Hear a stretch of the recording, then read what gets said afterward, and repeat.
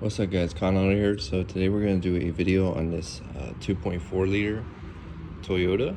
I'm going to replace the water pump, tensioner, and drive belt. So first thing I did was jack up the car, make sure you use jack stands, and then pull the right wheel off. Now we're going to take this plastic. So I had two 10mm bolts, one here and one there, and then a plastic rivet right here. Alright, so since I'm replacing the belt, and the belt tensioner is rounded off anyway, I'm gonna go ahead and cut the belt. Alright, so now I cut the belt off. Next, let's take the alternator out. Make sure to disconnect the negative battery terminal first. So I just undid the 10 nut right here, and then the 10 bolt, and took off this connector. The push pin's right here on the side, on the right side. And unplug this. Also, it's right here. So the 12mm is right here on the bottom of the alternator, and this was actually a 14mm. So the alternator is sitting in the car like this, and this is at 14, and this is at 12, so you can kind of see it outside the car. And then make sure to take the plastic wire holder off right here too. And then to take it out, I moved these wires to the front, and then took out the dipstick and pulled it out through here. It does get caught a little bit here, but you should be able to pull it out here without much trouble. All right, so I took off the 10 here and the 10 here so I can move this.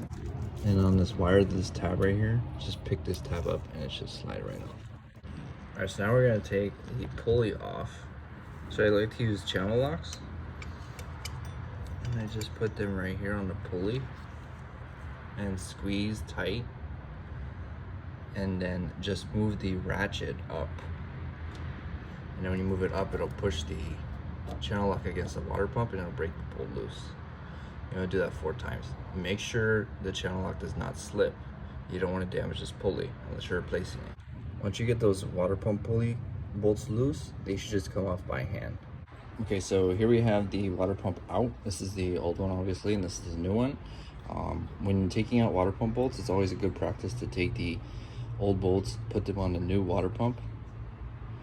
That way, when you put it back, you're not stuck with a bolt that's a different size that should have went in a different hole. With this water pump, it's not an issue, but I have seen water pumps with different size bolts, and it can make the repair a lot longer. Also, when removing it, I left this bolt on here just a little loose. That way, when you loosen up the water pump and the coolant starts to come out, it doesn't just come out all at once. It kind of goes slowly. And then if you're having trouble getting the water pump off the engine, I just took a hammer and lightly tapped right here. And then you'll start to hear the strikes make different noises. And then you'll hear the gurgling of the coolant. Once that's done, you can just do it by hand. So all these bolts I was able to get from the top, except this bottom one. It was a lot easier to get this bottom bolt from the bottom. So I finally got this dry belt tensioner off after about an hour and a half. Took the side motor mount off. Dropped the engine down as far as it would go. And then I basically used a pry bar like this. And then push the engine to the side. So I pushed the engine to the side, and it gave me just enough room for the tensioner to drop out the bottom of the car. Take the bottom tensioner off, so it's just this piece.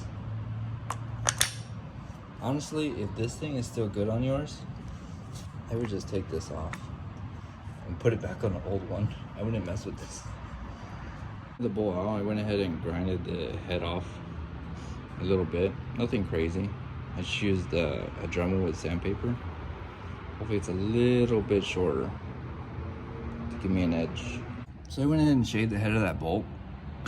It went down there like butter. I don't know why they couldn't do that at Toyota. If you're doing this, I would almost shave it when it's in the car and then pull it off. So let's prepare to put the water pump, the new water pump in. So I went ahead and cleaned the surface, make sure it's nice, clean, and smooth. Transferred all the bolts to the old water pump. And now we're gonna put the O-ring on. Now I have the new O-ring on a new water pump. I would also suggest cleaning the heads of the water pump bolts, as they'll be a lot easier to put in if they're clean. Cleaning them, it's just important to make sure that the sides are clean. You don't have to worry about the inside. All right, so I just put this bolt in first.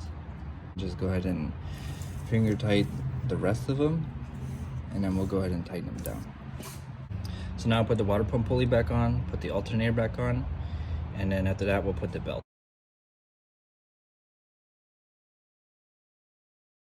Alright, so now we got the car all together. You want to make sure that you're running the car with the defroster on, with the fan on high. Make sure this coolant hose gets hot, and then make sure this coolant hose is hot. And if the defroster is blowing hot, if the defroster is blowing hot, and this hose is hot, and this hose is hot, you're ready to drive it around. Be sure to stay close and keep going with you, as you may have to keep checking the coolant, and that's pretty much it. Alright, come on the way. Thanks for watching our video.